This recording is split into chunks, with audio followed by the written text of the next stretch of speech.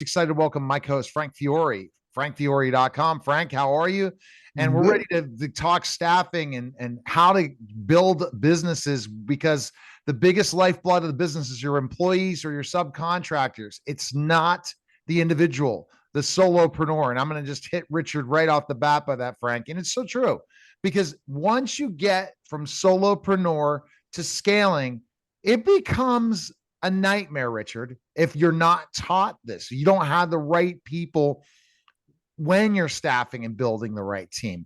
Some people make mistakes to go overseas. They don't understand. You might have to, your margins might get less to get better quality work and get better clients. All those things you have to kind of put together when you're trying to bring the right staff in, right? 100%, man. I think the biggest thing is branding and marketing. You got to get in the community, my man. And that's the number one thing I tell everybody when you start a staffing firm or you're trying to grow people, is just not putting ads out there. You got to tap into your community. You guys know that real well. So it's so talk about what, so you mean marketing to potential staff members. So you're looking at marketing in a different way, it sounds like, than I look at marketing. Am I correct, based on what your expertise is in?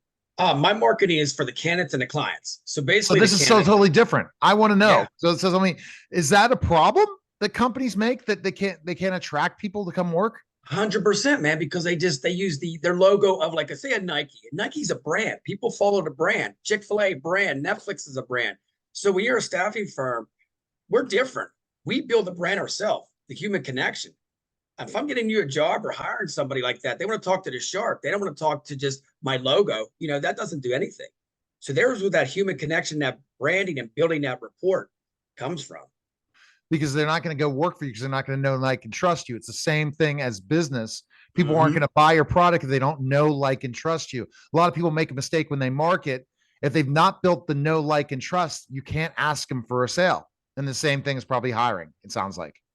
100%, man. It's all about relationship building. I'll be honest with you. I did 38 companies last year. I closed in 18 months, and only one was in person. Everything's over the phone. And it's like a beer chat, coffee chat. I jack with people and laugh about it, man. We get to know each other. Like we're having a talk right now. That's how you build your client base. It's not about bringing a Oh, briefcase in and trying to sell no, them no, something. no. And when you build your client base 100%, that power of podcasting, radio, television, it makes life much easier. All right, Frank, what questions do you have for Richard? Okay, staffing. What's your unique selling position? Why should somebody go to your company for staffing? Except for your great logo there. Why? What is your unique selling position? Why are you so different than all the other staffing companies? I think it's myself, and you guys will laugh at this, but usually I wear jeans, a t-shirt, shark necklace, and the flip flop. So I bring that beach vibe. So when you build a brand, it's different than everybody else. I'm like the Kenny Chesney of our industry, and it's taken off in the last 4 years across the whole country, and even in South Africa now, people's reaching out to me. It's building that culture. They can trust you. I'm always there. They got my cell phone number. I think that's the number one thing, is look in their eyes and say, dude, we're doing this together. It's not just, I'm finding you a job. We're a team. I'm the coach, you're the player, and we win together. And when you do that, they just flock to you. It's almost like I always say, get Kenny Chesney, Kenny Chesney concert. You just want people to show up like a tailgate. And when that happens, the rest is history. And I tell everybody across the region, build your brand, build your name. Nobody gives two shits about Richard Rosner. But when they say Shark or Staffy Shark, that's all they remember. And they put it in their phone. And then as I branded myself media giant, it changed a lot. And I had people who gave me advice. I said, I said, instead of media giant, I'm the giant of all media. Like, how Howard Stern was the king of all media. I said, Mm-hmm. I am the giant of all media. Then someone said, you're the media giant. And I'm like, okay, I'm in. This sounds phenomenal. Game on. Let's go. And that was it. It was that simple, and it's crazy how these things work and develop, because you're like, are you serious? And you're like, did this really happen? And that's it. But let's talk about when people hire you, what happens? Explain the process of why people should. You've already told me the branding and helping, but once people kind of talk to you, what do you do? with your staffing firm? If I go into a business straight up off the bat, it's me going in and listening. I'm not going to give you advice and be this like how I say it actually, this asshole comes in and says, this is what you need to do. We're going to work as a team. I want to listen and see how I can solve your solution, your problems. That's what you brought me in for. And then, we analyze everything, the community, I want to know what the work culture is like and stuff like that, because at the end of the day, a good leader is somebody who gets their hands dirty. And then when you start from the ground level, move up, the double-digit growth will come. It's so easy. That human connection of sharing and caring is what it's all about. I think sometimes we overthink, and we say, we got to do this, this, and this. I always joke, and I posted something last week on LinkedIn. It's like, I chase happiness, not the dollar, and the money comes on the back end. Okay. Frank, what are your thoughts? Yeah, I know very little about staffing, but you said that you get international clients. You mentioned South Africa, you mentioned a couple of other places. How do you get that information? How do you find staffing people or people at all in those foreign countries to meet their needs? And I'd like to get a little bit of explanation to that. What I do is actually, I source out for that. So basically, I'll find somebody local in that area. They'll reach out to me and they'll say, do you know anybody in this area? We'll team up together on that stuff. Take a little sidetrack. I used to be, I still do it, international keynote speaker. So I've spoken at 36 different conferences in the last 3 years. So my name's kind of spread out there. So they just want me to, even if it's another country, I will directly find them. I'll put some of the bait out there. I call it shark bait to get some people interested. And then I'll send them to some local person that actually can interview them. And, I can trust. So once they hire you, what do you do? Like, let's say if it's a US based staff with Staffing Shark, what's your first step? No. Yeah. First thing is, business or the clients, or the candidates, because candidates, I can get them, all the time. It's going to just restaurants and stuff like that in the community.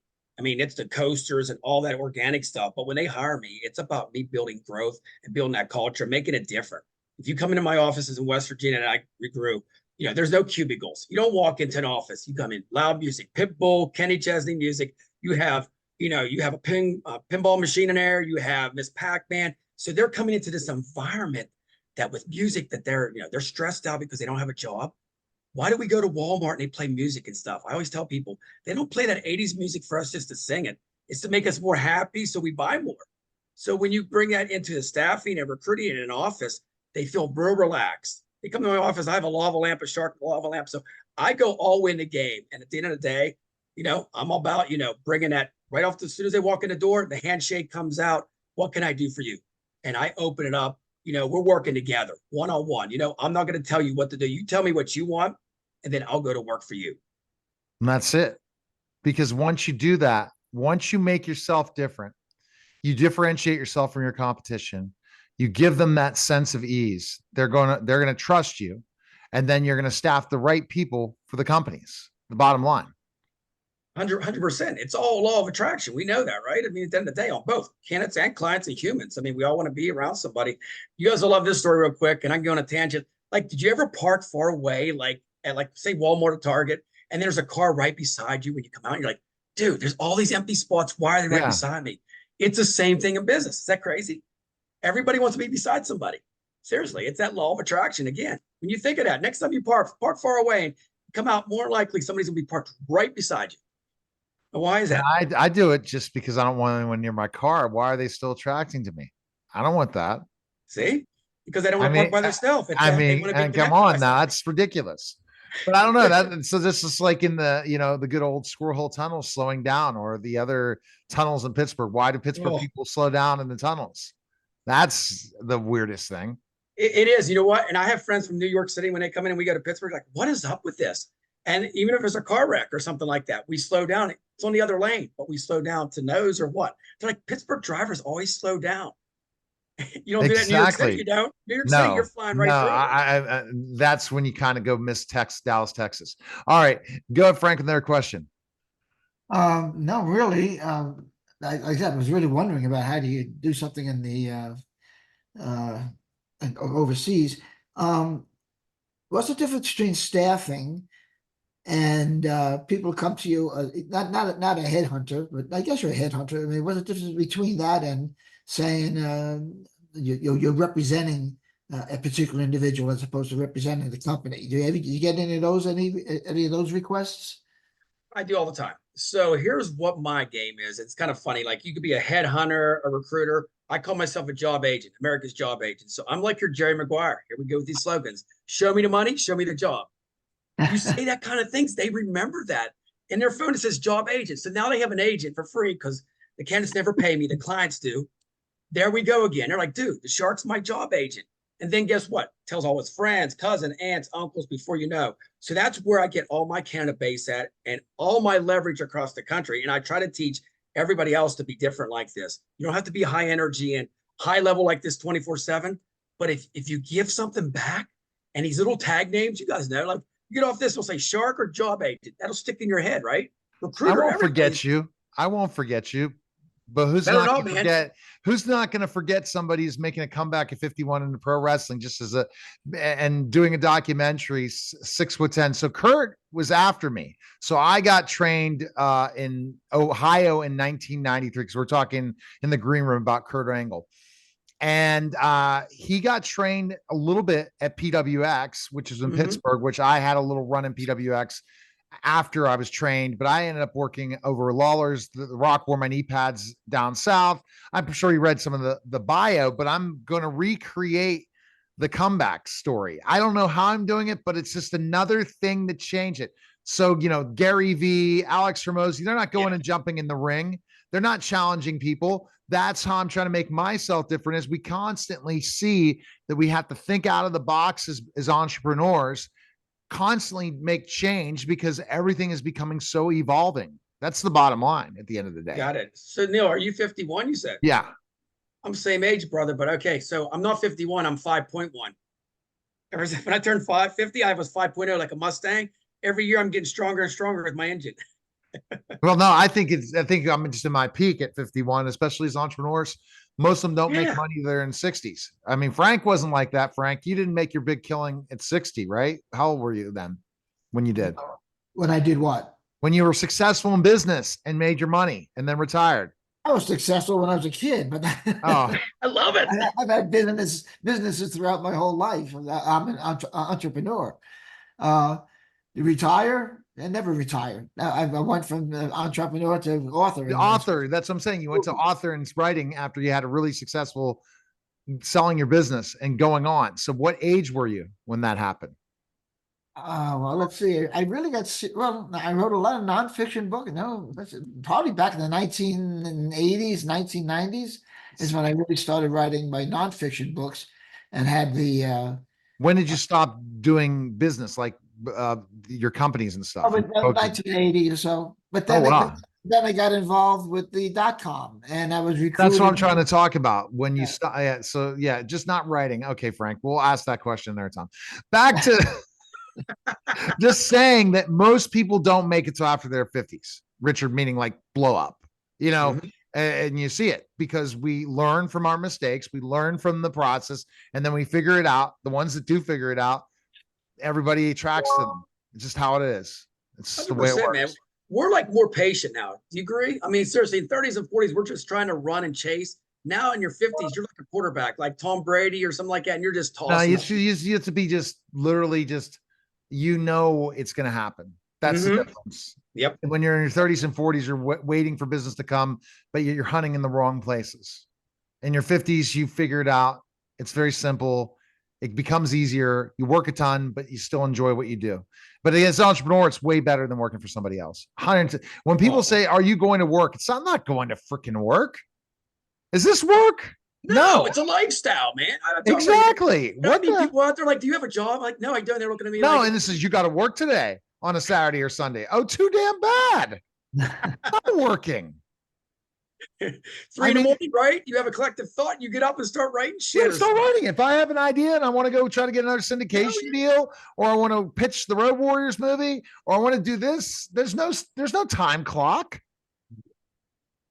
No time clock.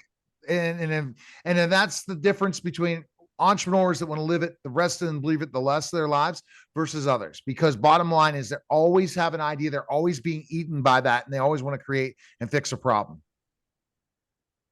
Yep. And you say, why didn't it happen before? But all right, Richard, where's the place people can find info on you?